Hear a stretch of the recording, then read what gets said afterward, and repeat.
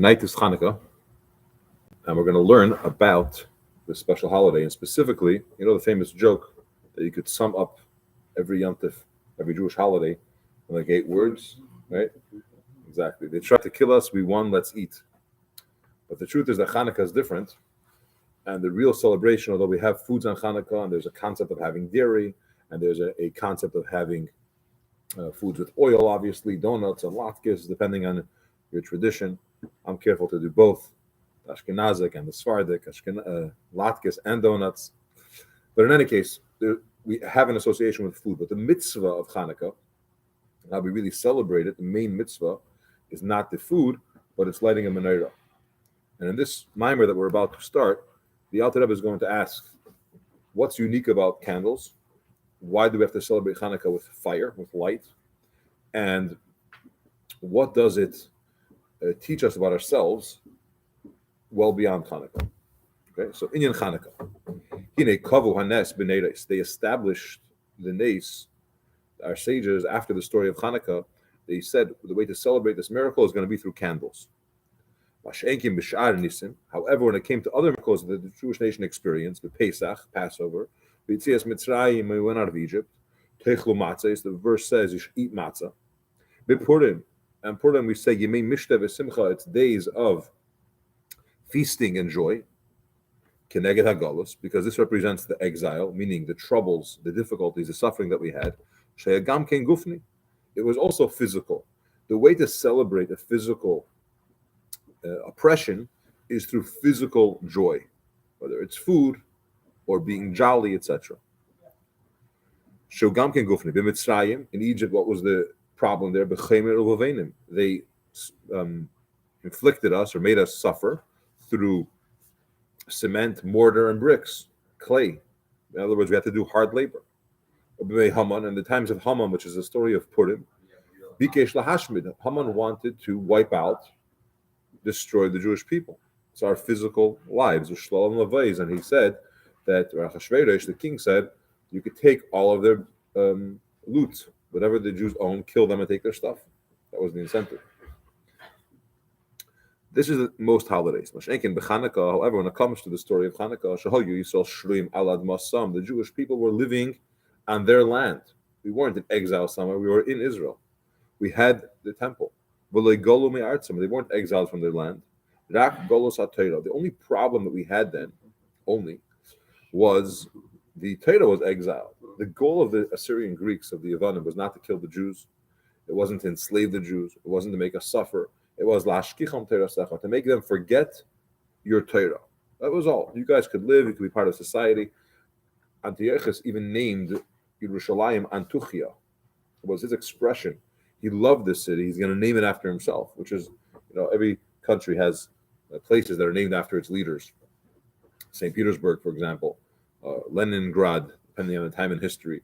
But you take certain places, and if you appreciate that city and you have the power, you'll name it that. Antiochus was not allowed to kill the Jews, at least not officially. Rather, he wanted us to forget your Torah, to take them away from the statutes, the laws of your desires, especially the ones which don't have a logical explanation. So Chanukah was a spiritual war. All other holidays that we celebrate, Pesach, Purim, etc., these were spiritual warfare, and therefore we had a spiritual celebration. Therefore, kavu b'neiros, they established to celebrate this with candles.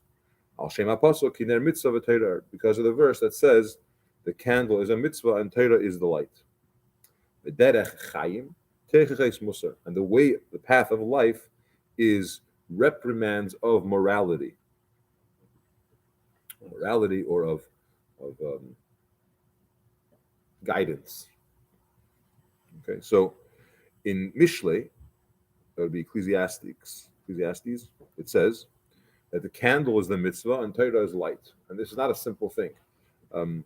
In life, you have certain associations that you have. We have, as Jews, we learn Torah and we do mitzvahs. The Torah is, the mitzvah is the candle, and Torah is the flame, the light, which is on the candle. The way of life is, the path of life is Techeches Musar.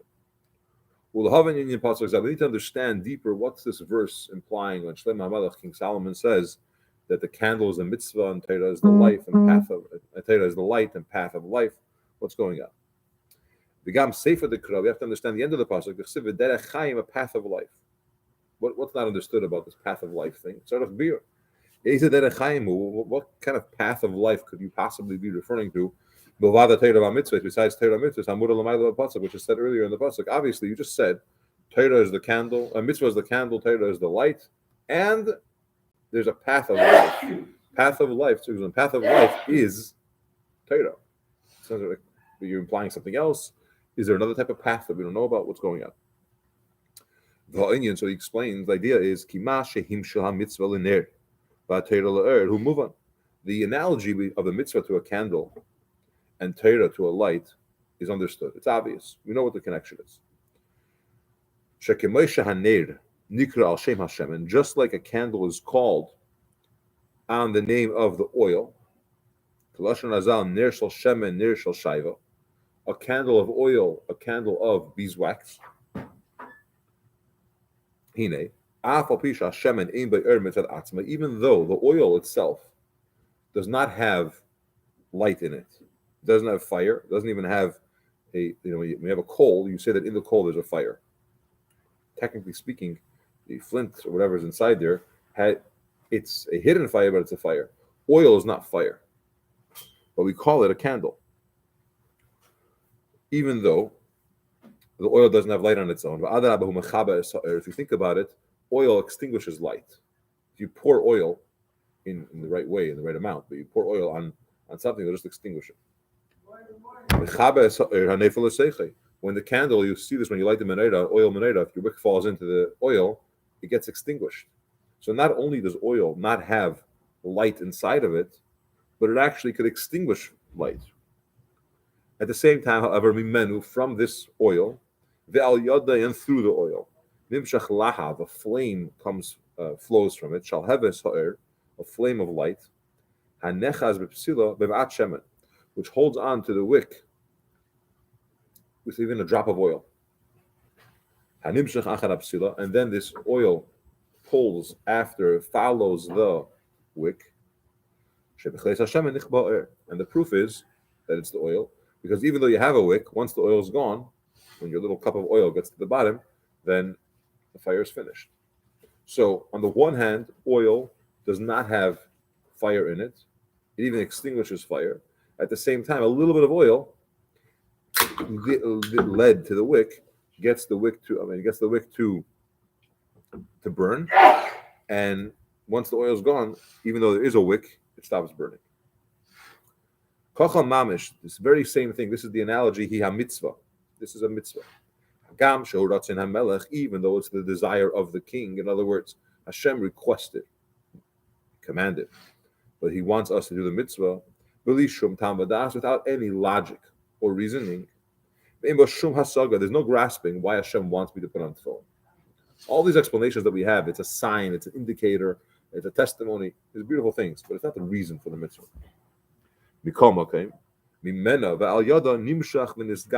Nonetheless, through it and in it gets revealed the light of Chachma, which is Torah about the oral Torah. Because Torah comes from wisdom of Hashem. So the idea is that even though the oil, which means even though the mitzvah doesn't have the logic, meaning you can't understand it or grasp it, but through that you bring forth the chachma, the wisdom of Hashem, which is Torah Shabbat Peh, the Yiraisa and the chachma nafkes, because Torah comes from chachma of Hashem. Chachma va'avana b'Torah Shabbat Peh, what is the wisdom? What's the understanding in oral Torah? All it is to understand the explanation and the reasoning of the mitzvahs. Every tractate, every volume of Talmud, of oral law, of Mishnah, and so on, is to understand what is this mitzvah, what's the reasoning behind it, and so on. Again, it's not a real reason, but it gives you some depth or context of the mitzvah. It's an intimation of the reason. Yes. But even, see, we look at excuse me, we look at reason as the why do I do this, and this is the explanatory reason, and we're done. There's more to reasons. It's like layers. What else is going on there, and what does it represent? It still may not be the reason, but he's calling it reason, like more understanding of it. Okay, so a little glimpse of why Torah is compared to oil, a candle, etc., candle on a flame, is because it has it, but it doesn't have it. In other words, it's not the fire, but it leads to the fire. It's not the wisdom, but it leads to the wisdom. It gives you an explanation of what's behind the mitzvah, so to speak. But what does this mean for us? Inyan to understand this idea in a more specific way in regards to our service of Hashem. The verse says, in the morning, when the high priest is going to prepare the candles, which was a preparatory stage of the service in the Beis Hamikdash, in the temple, he should offer it. The offering of the Ketores. And when Aaron HaKohen brings up, which means when he lights the candles in the evening, again he should bring the Ketores, which is the incense offering that was brought. We need to understand. So basically, the pasuk, the verse is telling you that when do you bring the Ketores offering? Essentially, it's when you light the Menorah in the morning and when you light it at night. However, he doesn't say light.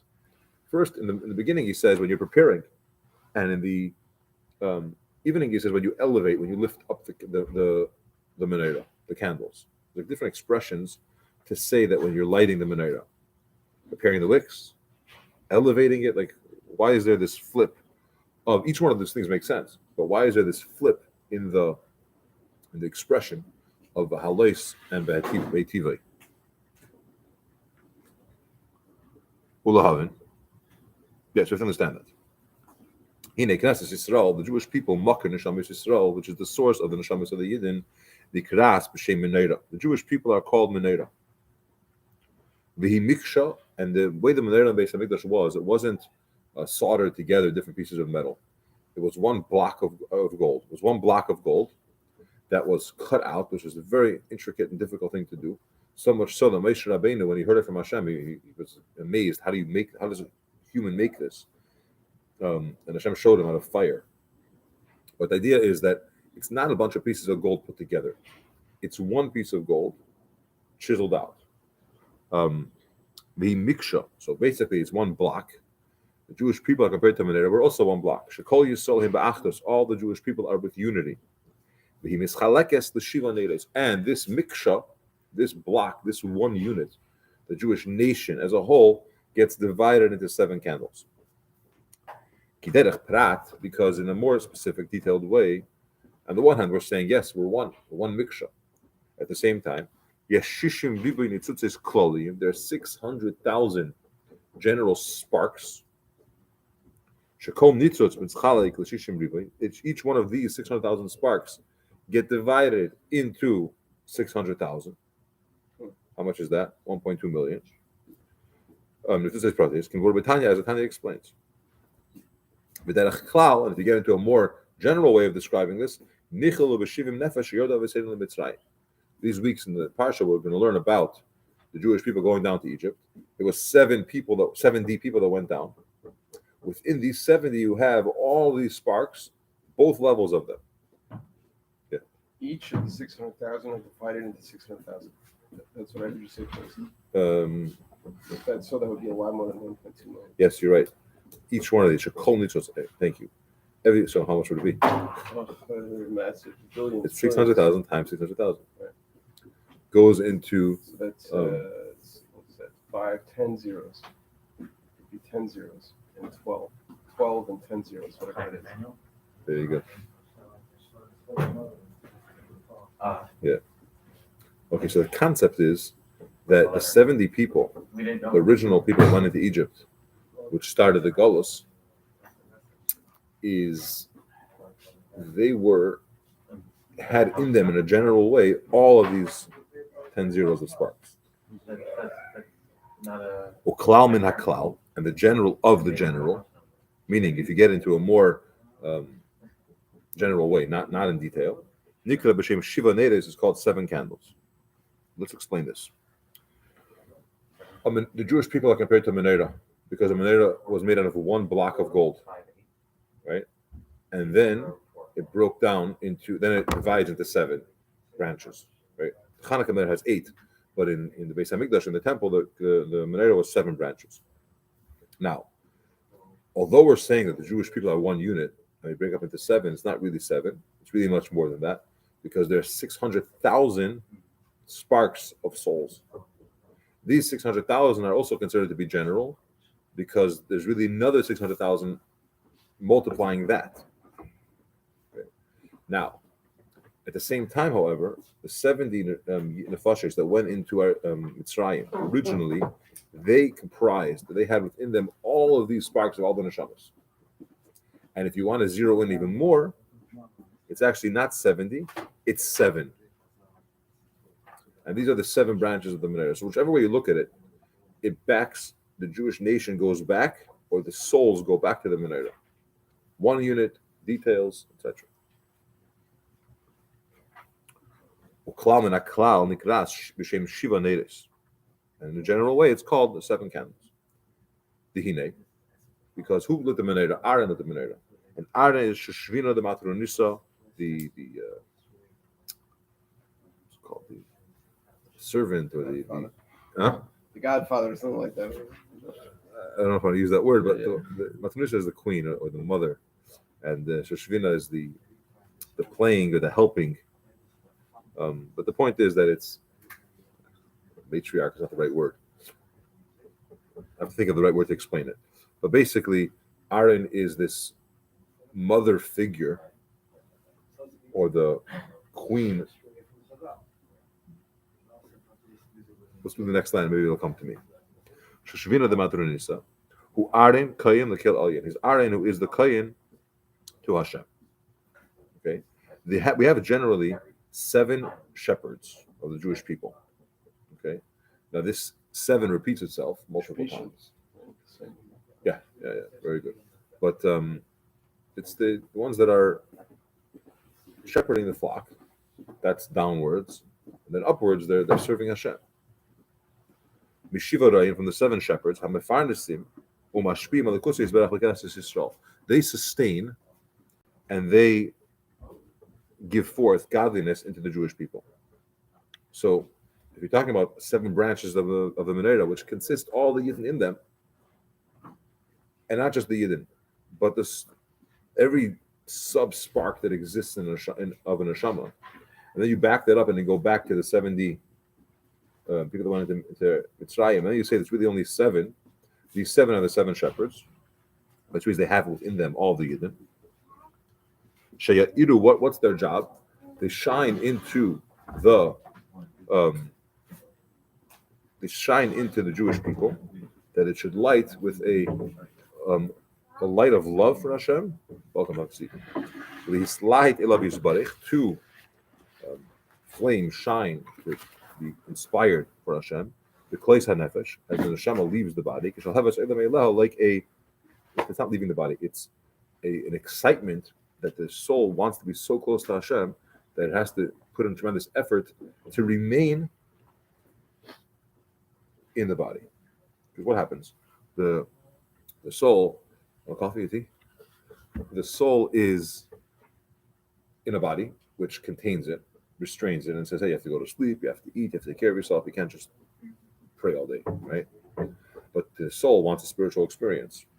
So the more intense this desire is to connect to Hashem, the more it wants to leave the body and get rid of this constraint. Obviously, it can't do that, and the goal is to stay in the body.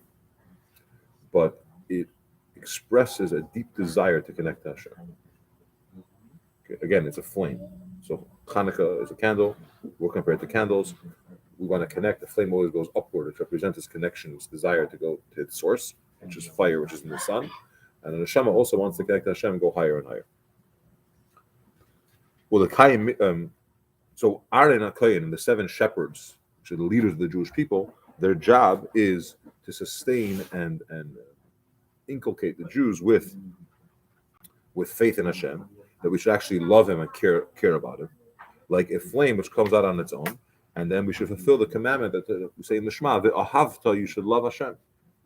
Loving Hashem means you don't do a mitzvah because you're afraid that if I don't do it, there's some kind of punishment, I'm going to get hurt, things are going to be bad. You're doing it because I want to do what Hashem wants because I love Hashem. Now it's a high level to reach, but it's a mitzvah.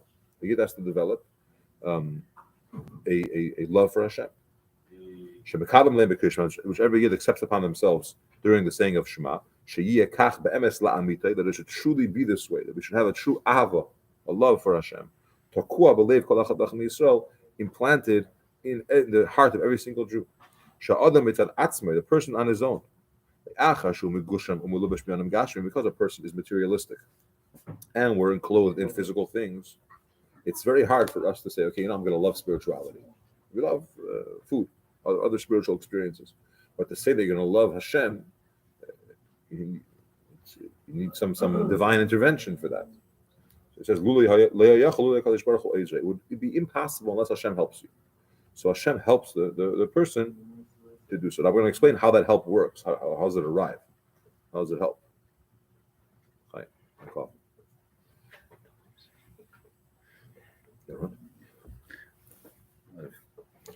Thank you. Okay. I stopped for donuts to dog. Donuts is part of the mitzvah. Very good. So, thanks for coming in. Thanks for having me. So the ava, the love that Yid has to reach to Hashem, has to have for Hashem, has to come from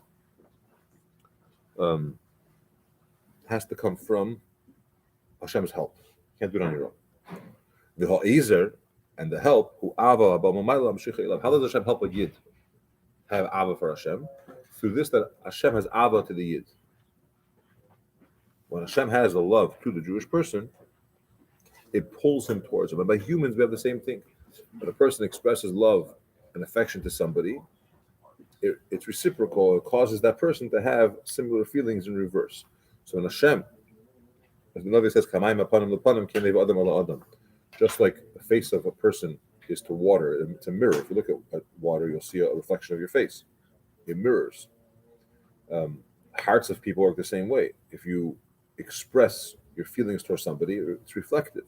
Hashem shows ava to the Yidden, that brings out ava from the Yid to Hashem.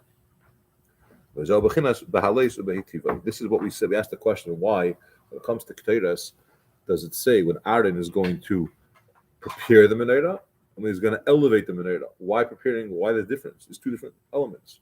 One is Pirush Hedyet, what's the idea of elevating and making it good, meaning lifting the candles at night, which is a way of saying illuminate, and Behitivai, when you prepare the candles. They just tell us the reality was in the Beis Hamikdash, first Beis Hamikdash, when they brought a carbon, a fire came down from heaven in the form of a lion. It was a miraculous thing, and it consumed the carbon.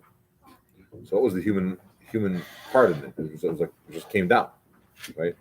Which was one of the reasons when you came to the Beis Hamikdash, you automatically had a munah, you got inspired, you saw real miracles, and so on going on. So the idea is that even though fire came in Hashemayim, but it was a mitzvah that the person should also do his part and light a candle. You don't just rely on Hashem's fire; you have to put your fire to it. Even though fire comes from heaven, it's still a mitzvah that you should add your own fire to it. Pirush Hedyet, what's Hedyet? That's the ava. Let's get a little kabbalistic here. What does Eish Mina Hedyet or Mitzvah Lahavim Mina Hedyet mean? That the fire comes from the small one. It means the idea is as follows. There's two types of ava. There's ava which comes from the worlds, which is called Malchus Yisbarech Hashem's Malchus, which is a lower level of ava. Let's just say it's filtered down levels of godliness, and that's one way how a person could have ava towards Hashem. I'm reflecting on the concept that Hashem is this great, awesome king on all the worlds, Elyonim v'tachtenim, the higher worlds, meaning above angels and all these high celestial beings, and the lower worlds. The Chol Tzva Hashamayim, the Chamesh Ta'achvim, and all of the hosts of the heaven are bowing to you. We say this in the brachas of Shema. We talk about Kadesh Kadesh and Baruch Kavod. All these expressions are the hizbeinus of Malachim and Serafim and Chayes HaKodesh and other levels, let's just say higher angels, in their praising Hashem. When a person realizes that Hashem is king over them, how much more so over us, right?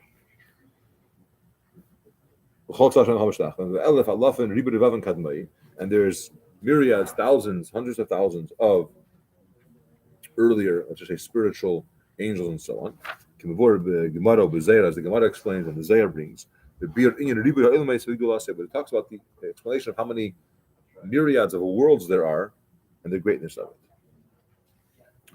So there's different types of Avat Hashem. There's two general levels of Avat Hashem. There's the smaller fire, which is a reflection of a Yid's deep contemplation about the praising and the subservience and the love that what we consider higher spiritual beings, angels and so on, have towards Hashem, and the fact that Hashem is king over all those higher worlds, which there are myriads of them. Gan Eden is not one place. There's no limit. It's an infinite amount of worlds, one higher than the other, and so on.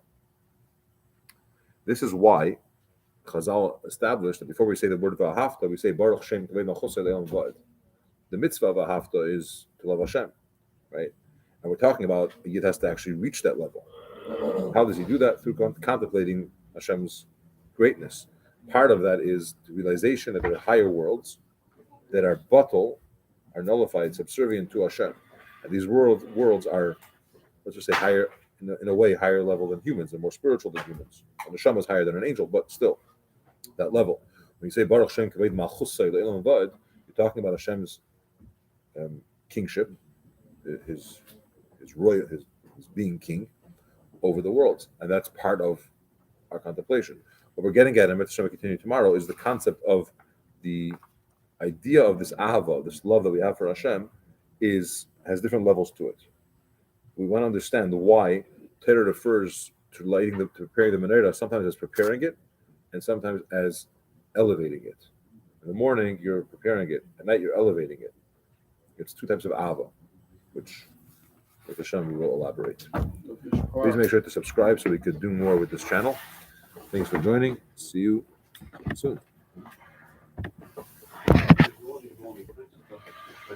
Sure. You then have